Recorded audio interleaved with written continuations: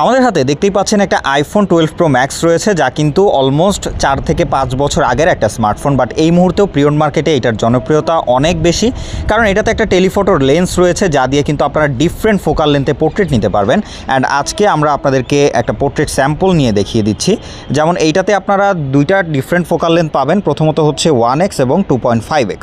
তো আমরা প্রথমে হচ্ছে 1x একটা পোর্ট্রেট নিয়ে নিই। তো এরপরে হচ্ছে আমরা 2.5x একটা পোর্ট্রেট নিই। তো দুইটা পোর্ট্রেট নয় আমাদের হয়ে গেছে। সো আমরা এবার দেখি যে পোর্ট্রেটের কোয়ালিটি কেমন।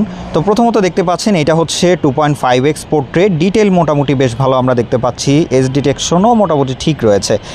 এই সময় এসেও কিন্তু এই ফোনটা দারুণ কোয়ালিটির পোর্ট্রেট আউটপুট দিয়ে থাকে।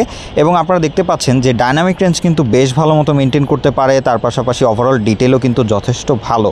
সো সেদিক থেকে বলতে গেলে এই 12 প্রো ম্যাক্স কিন্তু এখনও এসে আপনাকে দারুণ কোয়ালিটির ক্যামেরা এক্সপিরিয়েন্স দিবে এই 4 থেকে 5 বছর পরেও।